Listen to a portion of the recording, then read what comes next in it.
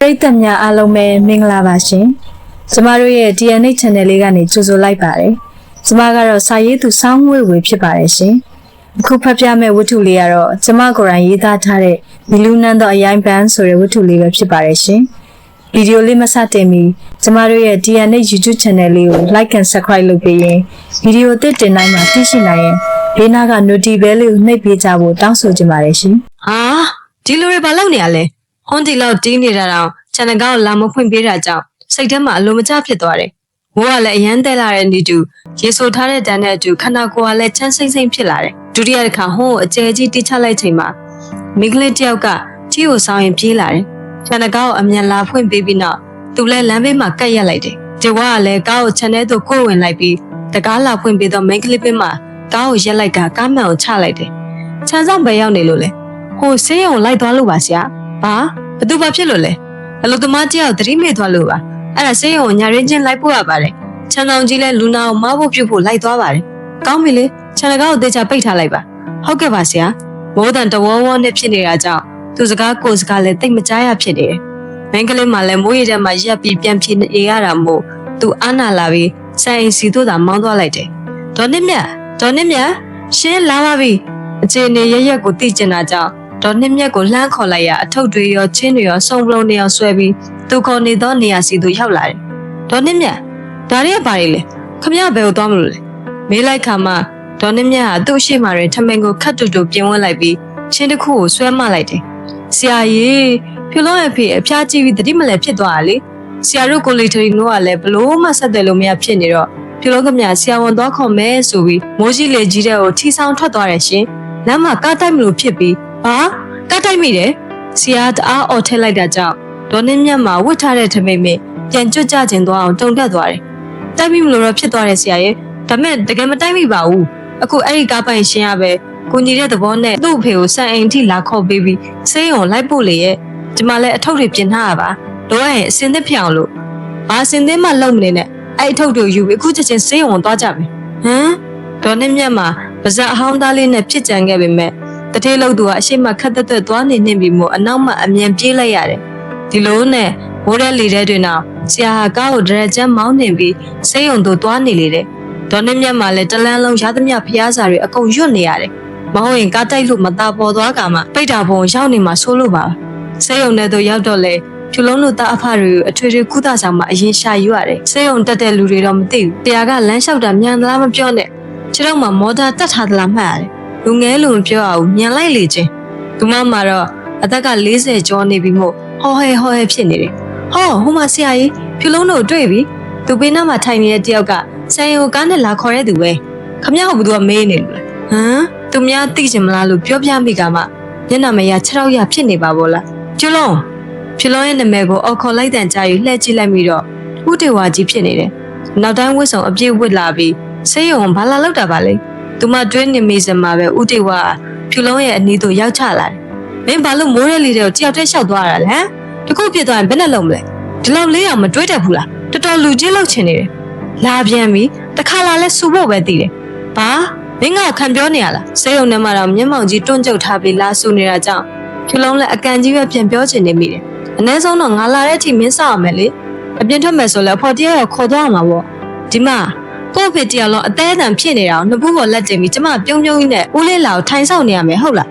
းဦးလေးဆိုရင်ရောစောင့်နေမှာလားနောက်ပြီးဦးလေးကဘယ်ချိန်ပြန်လာမယ်မှမသိတဲ့ဥစ္စာကိုကျမဘာလို့ထိုင်ဆောင်နေရမှာတကယ်ပါပဲဖြူလုံးနဲ့လက်ပေါက်ကက်လွန်းလာပါတဲ့လူကြီးကိုစကားထပ်မပြောချင်တော့တာကြောင့်လူနာကတင်ဘေးမှာထိုင်ကုန်နေမဲ့ပြန်ထိုင်ချလိုက်တယ်ဒီကဦးလေးလည်းစိတ်လျှော့ပါဗျာဖြူလုံးကလည်းသူ့အဖေကိုအရန်စိုးရင်သွားလို့နေမှာပါအတန်လာရစီတို့ကြည့်လိုက်တော့သူနဲ့အသက်အရွယ်တွေမကပဲအရင်အမောင်းမှာမတိမ်မရင်တူနိုင်သောလူတစ်ယောက်ကသူ့အားလာခေါ်သည်ကဦးလေးတဲ့ဒီမှာခမရကဘသူ့ဦးလေးလို့လာခေါ်နေရလဲဟိုဖြူလုံးကဦးလေးလို့ခေါ်လိုက်လို့ပါဗျာဟာ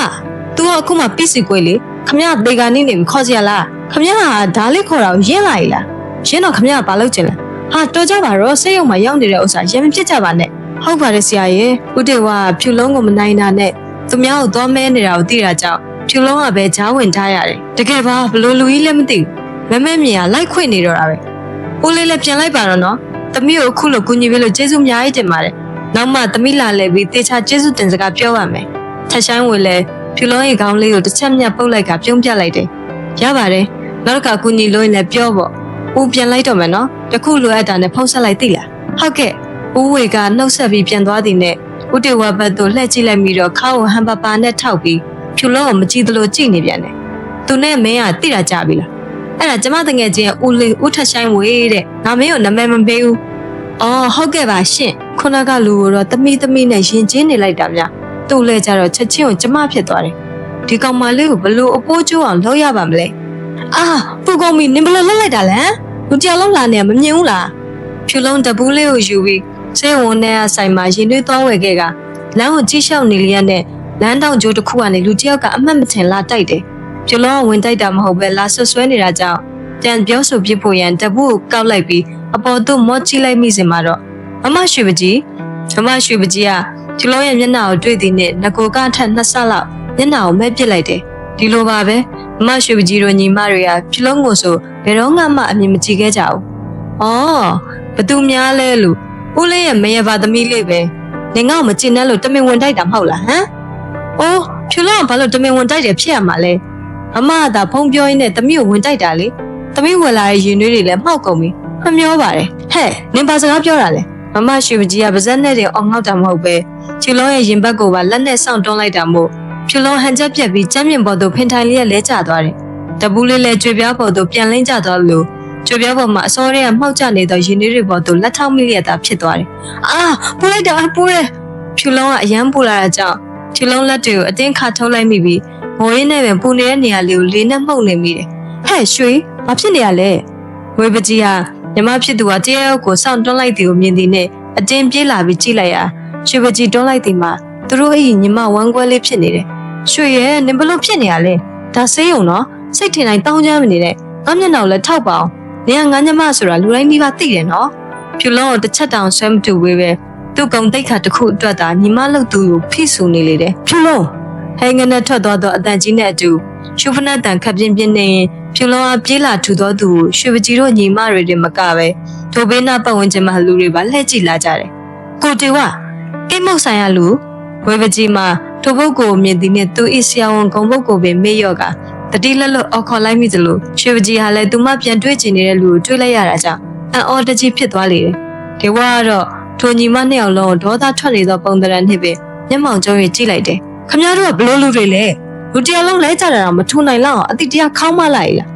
းဟုတ်ငွေတို့ထူပေးမလို့ပါပဲဒီမှာညီမလေးကိုစူနေတာနဲ့ဖြူလုံးကိုမေ့သွားတာပါမမ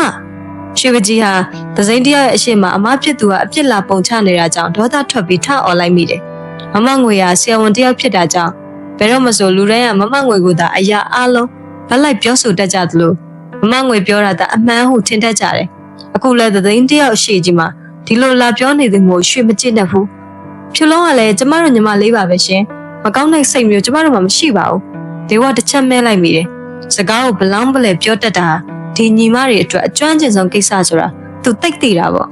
သူ့ကိုကြုံကောင်းလို့ရရက်ဆက်ဆက်ပြောထွက်ခဲ့တဲ့ဒီမိန်းမတွေကိုသူတိတ်မုန်းတယ်ဆရာဝန်တယောက်ရဲ့အဓိကဦးစားပေးကလူနာဖြစ်ရမှာမဟုတ်ဘူးလာ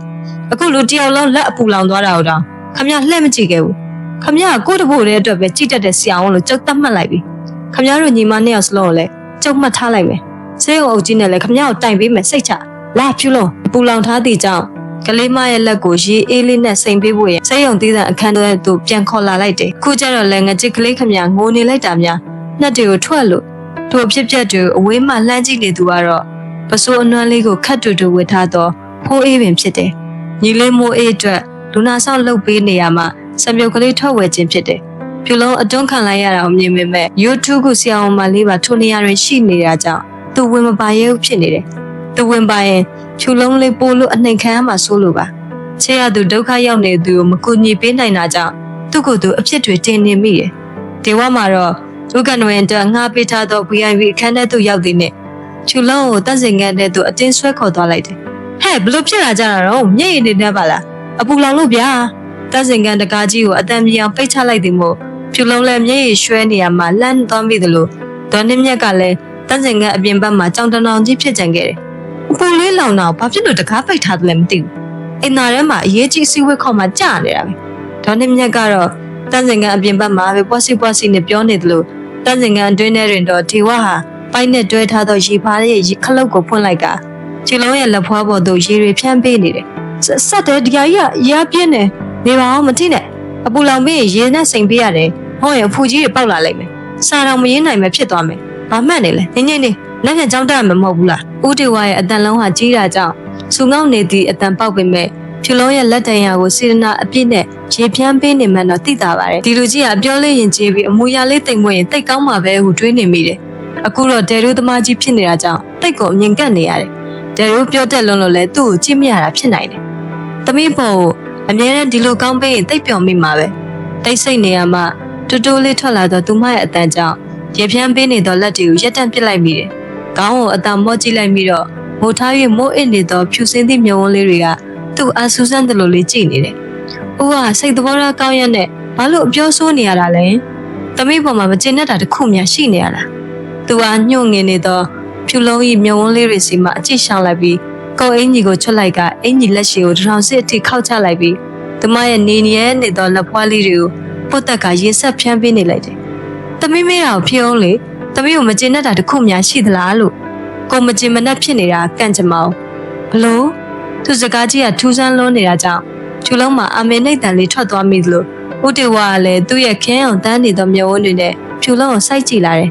ဒီမှာကလေးမကိုလေးကလေးပေါ်မှာဘာမှမကျေနပ်တာမရှိဘူးကိုကလေးကိုစူရဲဆိုတာလည်းကိုညီမလေးတယောက်လိုသဘောထားမိလို့မဖြစ်သက်တာမဖြစ်သွားမှစိုးရင်လို့စူတာခုပဲကြည့်လေရင်နွေးကိုသွားမွယ်ခိုင်းတဲ့ဥစ္စာကိုစွတ်သွားဝင်ပြီးတော့အနိုင်ကျင့်ခံရပြီမဟုတ်ဘူးလားအဲ့ဒါဝင်တိုက်ခံလိုက်ရလို့ဖြစ်သွားတာပါဘာပဲဖြစ်ဖြစ်ပါနောက်ထပ်တစ်ခုထပ်မှစရာရှိသေးတယ်။ဘာလို့လဲ။နောက်တစ်ခါညီမဝမ်းခွဲမကလို့အမွာတွေပဲဖြစ်နေပါစေ။ကို့ဘောမကောင်းရင်အနိုင်ကျင့်လိုက်ဘယ်တော့မှပြန်မနှူးညံပေးနဲ့ကြားလား။ကြားလားလို့မေးနေရလေ။ကြားပါတယ်။ပြီးရောအပြင်ထွက်တော့ရပြီ။ဆေးရုံမှာခဏပဲနေပြီးအိမ်ပြန်လိုက်ခဲ့။လက်နဲ့ကြောင်းတက်ရမယ်။ဟာလူနာဆောင်ပေးအောင်မလေ။ဒေါ်နှင်းမြတ်နဲ့အခြားတယောက်ကိုအတူဆောင်ခိုင်းလိုက်မယ်ကွာ။မင်းကလည်းပြန်လိုက်ခဲ့ရမယ်။မရဘူး။ဖြူလုံးအဖေကိုဖြူလုံးကိုယ်တိုင်ပြုစုပေးချင်တာ။ဟာဒီကောင်မလေးကသူပြောတဲ့စကားဆိုရင်အမြဲညင်းပတ်တက်လေတယ်အခုလည်းပြန်လိုက်ခဲ့ပါဆိုတော့နှခမ်းကြီးဆူပြီးတန့်စင်ကန်တကားကိုတုံးဖွင့်ကအပြင်ထွက်သွားလေတယ်ကဘာရက်မှာဝန်တန်းမောင်းများစွာအုပ်ချုပ်လာပေမဲ့ဒီကလေးစိုးလေးကိုတော့ဘယ်လိုထိန်းချောင်းအောင်လဲမသိဘူးဖြစ်နေတယ်အဖေကိုလူနာဆောင်လုပ်ပေးဖို့အတွက်ကျောင်းကိုတစ်ရက်လောက်ခွင့်ယူလိုက်ရတယ်ဒီနေ့ကျောင်းပြန်တက်မဲ့နေ့ဖြစ်တာကြောင့်အဖြူစိမ့်ဝတ်စုံလေးတသက်ရရဝတ်ကလွယ်ကလေးကိုလွယ်ရင်းနဲ့ချန်ပီယံသို့ထွက်လာလိုက်တယ်ဖြူလုံးရေအေဘူးကြီးခေါ်တန်းကိုကြားလိုက်တာကြောင့်နှကန်းတွေကိုညွတ်တက်နေအောင်ပြုံးလိုက်မိပြီးတငယ်ချင်းလေးကိုပြေးဖက်လိုက်မိတယ်။တကယ်တော့အေးပူမရဲ့နာမည်ရင်းကအေးအေးပူဖြစ်ပြီးရက်ပူတာကြောင့်တန်းဖော်ရဲ့အေးပူလို့ဆန်းနောက်ရင်းကနေအေးပူဖြစ်သွားလေတော့တယ်။ဖြူလုံးရဲ့အချစ်ဆုံးလေးပေါ့။အမေဘာအခုမှလာအသက်ပိုနေရလဲ။လူပြစ်ထားတော့ပြစ်ထားပြီ။မဟုတ်ရပါဘူးအေးပူရဲ့ဖေဖေဆေးုံတက်နေရလို့ပါ။ဟမ်ဟုတ်လားအခုတော့နင့်ဖေဘလို့နေသေးလဲ။တက်တာနေပါပြီ။ဒါမဲ့ဒီနေ့တော့ဆေးုံတက်အောင်မဲတဲ့။ညနေเจ้าကပြန်ရင်အဖေစီကိုသွားအောင်မယ်အေးဟဲကို့မကျင်နာပင်မဲ့လို့အဖေဆိုတော့မြစ်တာတော့မပြတ်ပါနဲ့ဟဲ့မပြတ်ပါဘူးအေးဘူးရဲ့ငါအဖေကိုချစ်ပါတယ်လိုပဲဖြစ်ဖြစ်အရင်လိုမချမ်းသာတော့တာတော့အဖေကငါ့ကိုကြောင်းမထုတ်ပဲဆက်တက်ခွင့်ပေးထားတယ်လေဒါနဲ့တင်အဖေကျေးဇူးကကြီးနေပါပြီလိမ္မာလိုက်တဲ့ငါတငယ်ချင်းလေးအေးဘူးကဖြူလုံးကောင်းလေးကပုတ်ပေးလိုက်တော့ကြောင့်ဖြူလုံးလေးအေးဘူးကြီးပခုံးကိုဖတ်လိုက်တယ်တငယ်ချင်းနှစ်ယောက်သားတေးရွာတွေကြွေကြနေတော့လမ်းမကြီးပေးလေးမှာခြေလန်းတွတ်ကလေးနဲ့ကျောင်းတော်ကြီးစီတို့ပျော်ကြီးချီတက်မိကြတယ်။ဇွန်တော်ပြုတ်ဖြူလုံးနဲ့အေးဘူးတို့နှစ်ယောက်သားတောင်နကကျောင်းတိုက်အရှိတို့ဖြတ်ရှောင်မှာတော့ဖုန်ကြီးကျောင်းဝန်းထဲမှာဖုန်ကြီးကျောင်းသားတို့ကရှေ့မှာကျေးစီတီးရဲ့ဥဆောင်ကဖုန်ကြီးများဦးစင်းများနဲ့ကိုရင်ငယ်လေးများတို့ဒီအေးချမ်းမှုအတိဆောင်ခြင်းကဆုံးခံကြွားထွက်လာကြတယ်။တန်ဃာတော်များရိုသေသမှုပြုသည့်သဘောနဲ့ဖြူလုံးတို့နှစ်ယောက်လည်းလမ်းဘေးသို့ကက်ကလက်အုပ်ချီငိမ့်ငိမ့်လေးရက်နေမိကြတယ်။ကိုရင်မြောင်ရှုံးတယောက်ကတော့တော်ရဲဆိုပြီးမတိမတလက်မှတ်ထောင်ပြသွားတယ်။ဒါဟာဖြူလုံးတို့တုံနကမြို့လေးရဲ့စက်တည်အရှိဆုံးမနက်ခင်းမင်္ဂလာတရားလေးပါပဲ။မြို့ကြီးကိုအပေါ်စီးမှကြည့်မိဆိုပါကတစ်ခေါက်ရအောင်ဝါရွှေအောင်တင်ငန်းများဆင်ញမ်းပြီးကြောင်မြန်းနေတဲ့တန်ဃာတော်တန်းကြီးကအလွန်တရာမှစက်တည်ရှိလာတယ်။ကျောင်းသို့လာနေသောလမ်းတစ်လျှောက်လုံးစိတ်ချမ်းသာနေရမှာကျောင်းကန်းထဲသို့ဝင်လိုက်မိသည့်အချိန်မှာတော့ဘာကြောင့်ရင်မသိကျောင်းသူတွေကဖြူလုံးထိုင်နေတော့နေရာစီသို့ကွက်ကြည့်နဲ့လှုပ်လာကြတယ်။ဖြူလုံးရေနေ့အကြောင်းတော့တန်းလုံးပွားထနေပြီဟဲ့ဖြူလုံးကမင်းမလို့လှုပ်စင်မှာပဲမျက်ခြေကအနားသို့လာပြီးအရင်ပြောလာတယ်ဘာအကြောင်းလဲ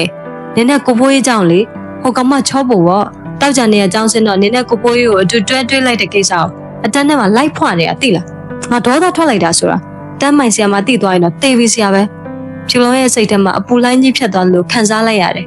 အတန်းပိုင်းကအရန်အရိုက်ချမ်းတာကြောင့်လဲကြိုတွေးပြီးကြောက်နေမိတယ်တခါအတန်းထဲမှာ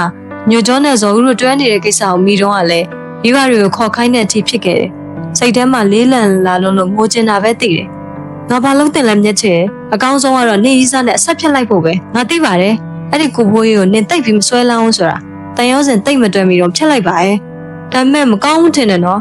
ငါဂတိဖြတ်သလိုဖြစ်သွားမှာပေါ့ဟဲ့ဖြူလို့ရဲ့ဘာမှစိတ်ပူမနေနဲ့နင်ကចောင်းသားပဲရှိသေးတဲ့ဥစ္စာငယ်သေးလို့မိဘတွေကစာပဲအုံဆိုင်ခိုင်းလို့ဘာညာနဲ့ညှင်းလိုက်ပေါ့ဟာမင်းတို့တွဲတာလည်းမကြသေးတဲ့ဥစ္စာညက်ချေကလည်းစိုက်ကသမားမဲမဲတဲတဲကြီးနဲ့ကိုတငယ်ချင်းအလှလေးကိုသဘောမတူတာကြောင့်အတင်းတိုက်တွန်းနေခြင်းဖြစ်တယ်ညက်ချေနင်ကအကြံပေးတဲ့နေရာမှာတော့ဆရာကြီးပဲဟာတော်စမ်းမှာအေးအေးပူရဲ့နင်နော်အေးပူနဲ့ညက်ချေကဖြူလုံးအလဲမထားပြီးစောင့်နှောက်နေနိုင်ကြပါပဲ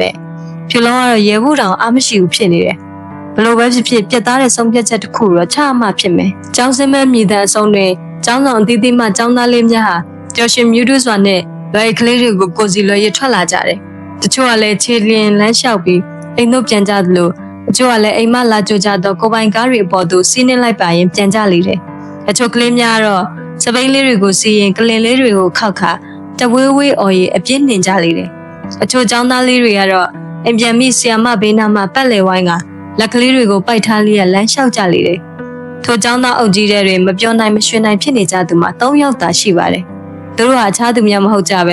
ဖြူလုံးမျက်ချယ်နဲ့အေးပူတို့တငယ်ချင်း3ယောက်သာဖြစ်ကြတယ်။ဟဲ့သွားလီကျောင်းရှိမှစိုက်ကားကိတ်တို့သွားဖို့ရန်အေးပူနဲ့မျက်ချယ်ကအတင်းတွန်းလွတ်နေကြတယ်။ကိုဖိုးကြီးကလည်းဖြူလုံးမလို့ဘက်တို့လှက်ကြည့်လုံနေတာကိုအဝေးမှလှမ်းမြင်နေရပါမယ်။စိတ်ကသွားဖို့မဝင်မရဲဖြစ်နေတယ်။ငါမသွားရဲဘူးဟာ။ဆီယမရိုက်တာခံကျင်လို့လား။စိတ်ညစ်ပါတယ်ဟဲ့ဘယ်လိုသွားမလို့လဲ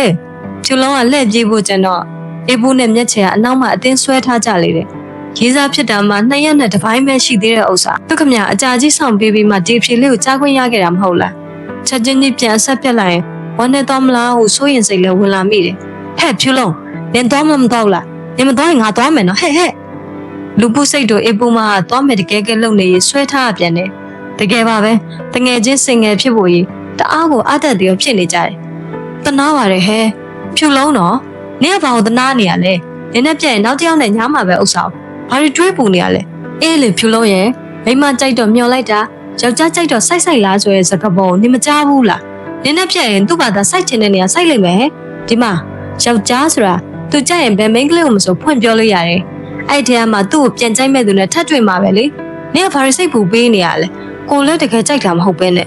ဖြူလုံးမှာတက်ပြင်းတွေကြီးဖိချနေမိတယ်ရက်ချက်ပြောတာဟုတ်တော့လည်းဟုတ်ပါတယ်လေစိတ်ကိုအားပြန်ခြင်းရင်ဒီစားကိစ္စကိုအပြတ်ဖြတ်ပြီးစာအုပ်ပဲစိတ်ငြိမ်မြည်ကိုတွေးလိုက်တယ်ဖြူလေးဟဲ့ဟိုမှာလာနေပြီဟမ်ဖြည်းဖြည်းလောက်ကြပါဟာကိုဘိုးကြီးကဖြူလုံးတို့အနားသို့ရောက်လာတဲ့နဲ့နောက်ကနေတွန်းထုတ်လိုက်ကြတာများဝိုင်းရမောက်ပြီးမလဲတာကန်ကောင်းကိုဖိုးဒီနေ့စိုက်ကနေလုံးမအဆင်ပြေရလားဖြူလုံးမအတက်နဲ့လူရင်းကိုမပြောလေတော့နောက်မှ2ယောက်လည်းအသက်ကုန်ပိတ်អော်လိုက်ကြတယ်ပိတ်អော်လိုက်တဲ့ကြီးကမ်းမ2ကောင်ကြောင့်ကိုဖိုးအေးတောင်လန့်သွားပုံပေါ်တယ်ကိုဖိုးကြီးပုံစံမှာဒီနေ့မှမျက်နှာလေးပိုညှိုးငယ်နေပုံပေါ်ပြီးတနာစရာပိုကောင်းနေတဲ့အောင်ဖြစ်နေတယ်သူ့မှာအဝတ်စားအလုံးမဲ့ရှားသည်ထင်ပါတယ်တောက်ကြနေကနောက်ဆုံးတွေ့ခဲ့တဲ့ဘောလုံးပေါင်းပြီးအဟောင်းလေးကိုပဲပြန်ဝတ်ထားပြန်တယ်ဒီလိုမှန်းသာသိရင်ခြေရာလေးကိုစုပြီးပစိုးအစ်စ်လေးတစ်ထည်လောက်ဝယ်လက်ဆောင်ပေးပြီးခါမှလမ်းခွဲမိပါရဲ့အခုတော့အတလူကြီးလမ်းခွဲပြက်ဆဲစကားပြောရမှာအာနာမိတယ်ဖြူလေးနေမကောင်းလားဟမ်ကောင်းပါတယ်ဒါဆိုဘာဖြစ်နေရလဲကွာဒီနေ့တငယ်ချင်းတွေနဲ့အိမ်ပြန်မလို့လားအကိုလိုက်ပုံမပေးရဘူးလားဖြူလုံးရဲ့လက်သီးလေးတွေကိုကြက်နေအောင်ဆုပ်ထားလိုက်မိတယ်လက်ထင်ကျောတစ်လျှောက်မှာလည်းချွေးစေးတွေပြန်လာတာကြောင့်ညာလက်နဲ့တုပ်ပစ်လိုက်ကကိုဖိုးအေးကိုတောင်းပန်လို့မြုံဝန်းတွေနဲ့ကြည့်လိုက်တယ်သမီးတို့ရေးစားဖြစ်ကနေပြက်ဆဲကြအောင်ပြက်ဆဲဖို့စကားကိုဆိုလိုက်တော့ကိုဖိုးအေးမျက်နှာကြည့်ပြီးငကိုမဲနေရမှာပိုးရင်နဲ့သွားတဲ့အောင်ဖြစ်သွားလေတယ်ဘာဖြစ်လို့လဲဖြူလုံးအကိုကိုနောက်နေတာမဟုတ်ဘူးလားကိုဖိုးအေးလည်းသူမလေးကတစ်ချိန်မှဒီလိုပြောလာမှန်းသိပေမဲ့ခါသားတစ်ခုလိုသာဖြစ်ပါစေဟုစိတ်ထဲမှာဆူတောင်းနေမိတယ်သူမရဲ့မျက်နှာလေးညှိုးကျသွားပြီးခဏမျှတိတ်ဆိတ်နေသည်ကိုကြည့်ချင်းအပြင်သူ့ကိုပြက်တသားပြောဖို့အာနာနေပုံရလေတယ်အေးလေသူ့လိုစိုက်ကားသမားငမွဲတယောက်ကိုဒီကလေးမလေးလိုပညာတတ်ကြီးဖြစ်လာမဲ့မိန်းမတယောက်ကအဆုံးထိဘယ်လက်တွဲချင်မှမလဲချိုလေးဖြစ်ချင်တာမှန်သမျှကိုအကိုလိုက်ရောပေးပါမယ်ခေါင်းငုံထားမိနေရမှကိုဖိုးအေးကမော့ကြည့်လိုက်ပြီးတော့ပြုံးလေးနေပြီးပြောနေခြင်းဖြစ်တယ်ဖြူလုံးကိုစိတ်မဆိုးဘူးလားဟင် လူတိုင်းကလွတ်လပ်စွာရွေးချယ်ပိုင်ခွင့်ရှိကြတာပဲဖြူလေးရဲ့အကိုဖြူလေးကိုချစ်ခဲ့တယ်ချစ်ခွင့်ပန်ခဲ့တယ်ဖြူလေးကသဘောတူလက်ခံပေးခဲ့တဲ့အချိန်မှာလဲကိုတကယ်ကိုပျော်ခဲ့တာပါကိုဖြူလေးကလမ်းခွဲဖို့ပြောတယ်လေကိုလက်ခံရမှာပဲလေကိုပြောမနေပေမဲ့ကိုကဖြူလေးကိုချုပ်ကင်မထားခြင်းဖြူလေးရဲ့စိတ်ဆန္ဒအတိုင်းမလွတ်လပ်စွာနေစေခြင်းနဲ့ဖြူလေးစိတ်ချမ်းသာဖို့ပဲအကိုဦးစားပေးမှာပါကိုဘိုးရဲ့စကားလုံးတွေကဒီလုံးကိုမျက်ရည်ဝဲစေတယ်ဘယ်သူတဦးတယောက်ကမှဖြူလုံးကိုဒီလိုမပြောဘူးကြပါဘူးသူကမှဖြူလုံးကိုလွတ်လပ်စွာရွေးချယ်ပိုင်ခွင့်မပေးခဲ့တာသိကြပါတယ်ငယ်စဉ်ကတည်းကကန့်သက်ခံထားရတဲ့ပေါင်ချင်းချင်းလေးထဲမှာနေခဲ့ရတယ်ဒါတွေမကသေးပဲဖြူလုံးရဲ့အုံနောက်ထဲမှာတိမ်ငယ်စိတ်တွေသာတစ်ချိန်လုံးဝင်နေအောင်တွတ်သွင်းပေးခဲ့ကြတယ်ကိုဖိုးရဲ့ဖြူလုံးလေကိုဖိုးရဲ့ကိုအကိုကြောက်လို့ချစ်ပါတယ်ဖြူလုံးထက်အများကြီးတာတဲ့လူနဲ့ကိုဖိုးရဲ့တနေ့တော့တွေ့မှာပါလေဖြူလုံးတော်တော့မယ်နော်ကိုဖိုးရဲ့ကိုမျက်နှာလွှဲခဲ့ကထိုနေရာလေးမှာလှည့်ထွက်လာခဲ့လိုက်ပါတယ်တငယ်ချင်းမတွေကတော့ဝမ်းသာကုန်ကြပြီမဲ့ဖြူလုံးကတော့စိတ်ထဲမှာလေးလံစွာပဲအိမ်ကိုပြန်လာခဲ့ရပါတယ်အချစ်ဆိုတာကိုကပေးတိုင်းပြန်ရတာမှမဟုတ်တာလေကိုဖိုးရဲ့အချစ်နဲ့ဖြူလုံးကမထိုက်တန်ပါဘူးကိုဖိုးရဲ့သူတစ်ပါးရဲ့မြတ်တာကိုလှည့်ပြားခဲ့မိတဲ့ဖြူလုံးလဲပြန်ပြီးဝှက်လက်မှာသိကြပါတယ်ကိုဖိုးရဲ့နဲ့ပတ်သက်ပြီးဝမ်းနည်းခဲ့ရပေမဲ့ဖြူလုံးအားစီးကြိုနေတော့ဝမ်းသာစရာသတင်းကလည်းရှိနေပြန်တယ်ထို့အကြောင်းကတော့ဖေဖေစိတ်ယုံမှာဆင်းရသည့်ကိစ္စကြောင့်ပါပဲထူးဆန်းသည်ဟာဖေဖေကဖြူလုံးကိုမြင်သည်နဲ့ဝမ်းသာဝမ်းနဲ့မျက်ဝန်းတွေနဲ့ကြည့်လာတယ်ဖေဖေဘာလို့မျက်ရည်ဝဲနေရတာလဲဖြူလုံးကမေးလိုက်တော့ဖေဖေကဖြူလုံးရဲ့လက်ကလေးကိုညင်ညင်တတလေးဆုပ်ကန်ပြီးနှကန်းလေးကလည်းပြုံးယောင်တန်းလာတယ်ဖေဖေဖြူလုံးကိုပြုံးပြတယ်သမီးပျော်လိုက်တာဖေဖေရဲ့ဟူရင်ထဲမှာအပျော်ကြီးပျော်နေမိတယ်ဖေဖေရင်ကသမီးလေးကိုအုပ်ပြခါပြိုးခဲ့မိတယ်ဖေဖေတိတ်မားခဲ့တာပဲသမီးရဲ့တကယ်ဖေဖေလည်းနာမကျန်းဖြစ်ရောဟောဒီကဖေဖေသမီးလေးကဖေဖေအတွက်ပူပန်ပေးရှာတယ်ဒုက္ခခံပြည့်စုံပေးရှာတယ်ဖေဖေလေးသမီးလေးကိုတိတ်ကျေးဇူးတင်တာပဲကွယ်ဖေဖေကငိုတန်လေးနှောပြီးပြောလာတယ်တော့ဖြူလုံးတိတ်ဝမ်းနေတာပဲဖေဖေကိုလည်းဖက်၍ငုံမိပါတယ်ဖေဖေခန္ဓာကိုယ်ကအရင်ကနဲ့လုံးဝကိုကွဲပြားသွားတယ်ဟိုရင်ကပြည့်ပြည့်ဖြူဖြူနဲ့ကြိတ်ကောင်းလုံးနဲ့ဖေဖေကအသားရည်တွေလျော့ရဲလာပြီးစိတ်ညစ်ညူမှုတွေနဲ့အတူပိန်ချုံကျသွားလေရဲ့ဖြူပါသေးဆိုတော့ဖေဖေအသားရည်ဟာလည်းညိုတတလေးဖြစ်နေတယ်ဖေဖေရဲ့သမီးရတာဖေဖေပေါ်မှာစိတ်နဲ့ပြမမိခဲ့တာရှိတာပါသမီးကိုခွင့်လွှတ်ပေးပါနော်မဟုတ်တာသမီးရဲ့ဖေဖေသမီးကိုဘယ်တော့မှအပြစ်မတင်ခဲ့ပါဘူးဖေဖေကကိုယ့်တကိုယ်တည်းအတွက်ပဲအမြဲကြည့်ခဲ့လို့သာငါသမီးလေးကိုလစ်လျူရှုခဲ့မိတာပါဖေဖေကိုလည်းမှားခဲ့တာတွေအတွက်ခွင့်လွှတ်ပေးနော်ဖေဖေကဖြူလုံးရဲ့ခေါင်းလေးကိုအသာပုတ်ရင်ပြပြုံးကြီးပြောလာတာကြောင့်ဖြူလုံးကလည်းဖေဖေခြေထောက်တွေကိုနှိပ်ပေးနဲ့ခေါင်းညှိပြလိုက်တယ်ဖေဖေသာသမီးကိုခွဲမသွားရင်ရပြီသမီးကအန်တီရွှေကိုရောဖေဖေကိုတသက်လုံးပြုစုပေးမှာအမလေးအပိုဆောင်စကားတွေများတို့ကမယုံမောင်တော့တသက်လုံးမှမပြောခဲ့ဘူးတဲ့စကားတွေနားခါလိုက်တာဖဲချက်တွေကိုကျမ်းမြေပေါ်မှာချပြီးကစားနေတဲ့မတ်ရွှေရတူဟာသမီးကလေးရဲ့စေနာစကားကိုတမင်အရွက်တိုက်လိုက်တယ်မို့ဥက္ကဏဝင်အင်မတန်ဒေါသထွက်သွားတယ်ရွှေမိမစက်ကိုပိတ်ထားစမ်းသူတစ်ပိုင်းမြတ်တာအသိမှမပြုတ်ရင်တော့မစော်ကားနဲ့ကွာအထူးသဖြင့်သမီးငယ်လေးကိုမင်းဘာမှပြောစရာအကြောင်းမရှိဘူးငါသမီးကြီးလည်းမင်းလုံးလိုက်လို့သူများနိုင်ငံမှာဘလို့တွေဒုက္ခရောက်နေပြီလည်းမသိဘူးငါမပြောချင်လို့သိခံနေရတော့ရောက်တတ်မလားနဲ့အမလေးယောက်ျားတွေများသူတို့ရှာကြွရတယ်ဆိုရင်အာနာတွေလည်းတိတ်ကြပါတော့အိမ်မနေစိတ်ဆင်းရဲတယ်ကို့ဘာသာဖဲသွားရိုက်တာပဲကောင်းပါတယ်အေးသွားပြန်မလာခဲ့နဲ့အခန်းတကားကိုစောင့်ပိတ်ကအကြီးဟစ်ကျန်တဲ့စကားတွေပြောဆိုရင်အပြင်ထွက်သွားတဲ့အန်တီရွှေကြောင့်ဖြူလုံးဝမ်းနည်းသွားမိတယ်ဖေဖေကတော့စိတ်ထဲမထားတဲ့သမီးလေးဆိုပြီးနှစ်သိမ့်အားပေးရှာပါတယ်ဖြူလုံးလည်းဖေဖေနဲ့အခုလိုအဆင်ပြေလေးဖြစ်သွားတာတိတ်ကိုဝမ်းသာရတာပဲဖြူလုံးအရန်ကိုတန်းတမိခဲ့တဲ့အခင်မြတ်တာလေးကိုဖြူလုံးခံစားခွင့်ရတာအိမ်မက်ကလေးတစ်ခုလိုပါပဲချိန်အားဖြင့်ည9နာရီလောက်ရှိနေပြီဒီနေ့တနေ့လုံးတနကရိုးမာတွေကနေအပိုင်3အထိရေသွင်းနိုင်ရေးအတွက်စီမံကိန်းရေးဆွဲနေရတာတနေ့ကောင်မအားအောင်ဖြစ်နေတယ်သက်ဆိုင်ရာတာဝန်ရှိသူတွေနဲ့လိုက်လံတွေ့ဆုံရတာကြောင့်လေဒီကုလုံးကြိုက်ခဲပြီးကိုတော့မသေးခြင်းဖြစ်နေရတယ်ထို့ကြောင့်မဲ့ဒရိုင်ဘာကိုကောင်းမောင်းခိုင်းပြီးအနောက်ခုံကနေဖိထိုင်၍အနားယူရင်းနဲ့သာဆန်အိမ်သို့ပြန်ရလေတယ်ရုတ်တရက်ကားကို brake ဆောက်ရင်အုပ်လိုက်တာကြောင့်ကပတ်ပတ်မထားတော့ဒီဝါရင်မောင်းထိုင်ကုန်နဲ့စောင့်မိသွားတယ်ဟာဘာဖြစ်တာလဲဆရာအရှိမလူတယောက်လဲနေတယ်တခုထိခိုက်မိထားလို့လားမသိဘူးဆရာသူကြက်တစ်ချက်မြေအောင်စုပ်တက်လိုက်မိတယ်အမှုသမားဆိုရင်တော့အာယုံလာစားအောင်မယ်အောက်စင်ပြီးသွားကြည့်လိုက်စမ်းကွာဟာကျွန်တော်မစေးရဘူးဆရာအတူသွားကြည့်ကြမလားမင်းကငကြောက်ပဲကွာဘာမှအမကွာဘူးသူပဲအရှိမအိုးဆောင်ပြီးကားအောက်သို့ဆင်းသွားလိုက်တယ်ဒရိုင်ဘာကတော့ခက်ကုန်းနဲ့ပင်အနောက်မှလိုက်လာတယ်လမ်းမကြီးမှာလဲနေတဲ့သူတခြားမြင်ရအောင်ဖုန်းကိုထုံးလိုက်ပြီးဖုန်းမီးကိုဖွင့်ကားကြည့်လိုက်တော့ထိုလူမှမျက်နှာကိုလက်နဲ့အုပ်ပြီးလုံးဝမလှုပ်ဘူးဟဲ့လူထိုလူရဲ့ပခုံးကိုခတ်တသားလေးလှုပ်ပြီးနှိုးလိုက်ပေမဲ့လုံးဝနှိုးမလာဘူးဒေါသထွက်လာတာကြောင့် အားနဲ့စောင့်နှိုးကိုဆုံးဖြတ်လိုက်တယ်ထိုစဉ်မှာအော်ဒန်တစ်ခုကိုကြားလိုက်တာကြောင့်နောက်သို့လှည့်ကြည့်လိုက်ပြီးတော့ကားဒရိုက်ဘာဟာဦးကောင်းမှသွေးထွက်တန်ရနဲ့အတူလမ်းပေါ်မှာပုံလေးရလဲကျနေတယ်ထိုအချိန်မှာတန်တုတ်တွေကိုကင်ဆွဲထားသောလူ9ယောက်လောက်ဟာညနာမှာလည်းအနက်ရောင်ကောင်းစစ်တွေကိုလေပင်အထိအုပ်ထားကြပြီးသူ့အားဝိုင်းပတ်လာကြတယ်အာလှဲ့နေရတာညောင်းလိုက်တာကွာလမ်းပေါ်မှာတတိမိနေသည်ဟုသူထင်ခဲ့သောလူဟာလည်းချက်ချင်းထလာတယ်ဒီကောင်တွေကသူ့ကိုအသေးသက်ဖို့ခိုင်းစိတ်ခိုင်းရတာသိကြတယ်မင်းတို့ကိုလန်းကိုသွားကြရင်ကောင်းမယ်နော်ဟာခမရတရားတော်မှာတော့လေသားမာနေနိုင်သေးရဲ့နော်စိတ်ချအကျော်တွေကိုပျော့ပြဲသွားအောင်ရှော့ပေးမယ်ဟဲ့ကောင်လေးချကွာဒီဝဝိုင်းပတ်နေသောလူတွေထဲမှာရက်ရှည်ဆုံးတယောက်ကအမိန်ပေးလိုက်တဲ့နဲ့သူ့အားလက်သီးလက်မောင်းတန်းပြီးလာတိုက်ခိုက်ကြလေတယ်ဒီဝကလည်းကိုခန့်ပညာအနှဲငယ်တိခောက်မိပြီးသားသူမို့တန်တော့ကိုလေထဲမှာဝေရမ်းပြီးသူ့ကောင်းကိုရိုက်ချတဲ့သူရဲ့လက်ကဝတ်နေရကိုသူ့ခြေထောက်အား40ဒီဂရီလောက်မြှောက်ပြီးကန်ချပစ်လိုက်တယ်ဟဲ့ကောင်လေးဒီကောင်ကို6နိုင်အောင်လုပ်ဒီဝိုက်ကလည်းရှင်မီထွန်းသားတွေကြောင့်ကားလမ်းမထပ်၌တပ်ပုတ်နေကြသောရံပွဲသည်တိတ်ကိုထင်းလင်းလွန်းနေတယ်ဒီဝဘက်ကနေရင်ဝါကိုပိတ်ကန်ထည့်လိုက်စဉ်လဲကျသွားသောလူတစ်ယောက်ဟာဒေဝနဲ့အခြားတစ်ယောက်တိုက်ခိုက်နေတော့မှလက်သီးနဲ့အလစ်ဝင်ထိုးတာကြောင့်တယောက်ကိုလက်နောက်ပြန်လိန်ချိုးထားရင်းနဲ့ဖင်ညောင်ရိုးကနေစောင့်ကန်ထည့်လိုက်တယ်သူ့မျက်လုံးတက်တဲ့ကိုဝင်ရောက်လာတဲ့လက်သီးကိုလည်းရှောင်လိုက်ကခန္ဓာကိုယ်တပတ်လှည့်လိုက်ပြီးထိုလူကြီးလက်ပြန်နေရာကိုတထောင်နဲ့ထုချလိုက်တယ်ခန္ဓာကိုယ်ကိုင်းသောထိုလူရဲ့လက်ကိုချုပ်လိုက်ပြီးခေါင်းစွပ်နှောက်ကိုချုပ်လိုက်မိစင်မှာတော့မင်းဟိုင်းထပ်ပဲသူချုပ်ထားသောလူကအခြားသူမဟုတ်ပဲရဲတပ်ဆိုင်အောင်ဆောက်လုပ်ရေးမှာအလုပ်သမားတစ်ယောက်ဖြစ်နေတယ်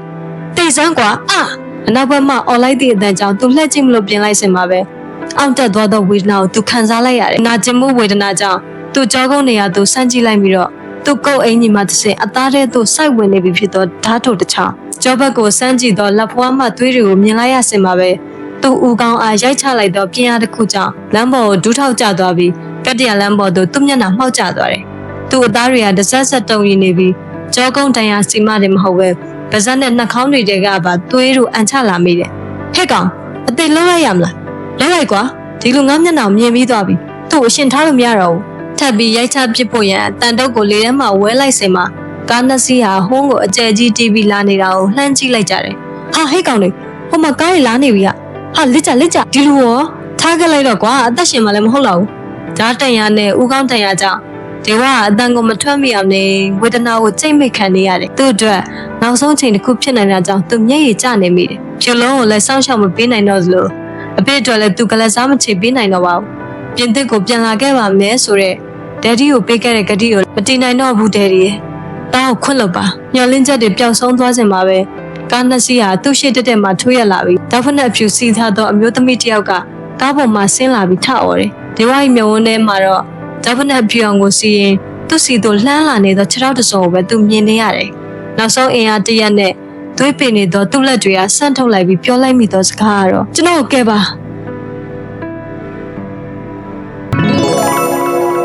ဝတ္ထုလေးကိုနားဆင်ပေးခဲ့ကြတဲ့ပရိသတ်ဦးတယောက်ချင်းစီတိုင်းကိုကျေးဇူးအထူးတင်ရှိပါတယ်ရှင်ဆက်လက်ပြီးကျမကိုယ်တိုင်ရေးသားထားတဲ့ဝတ္ထုကောင်းလေးများကိုဖတ်ရှုပေးသွားမှာမို့ DNA YouTube Channel လေးကို Like and Subscribe လုပ်ပေးထားကြပါအောင်နော်အားလုံးပဲမင်္ဂလာရှိသောနေ့လေးတစ်နေ့ဖြစ်ကြပါစေရှင်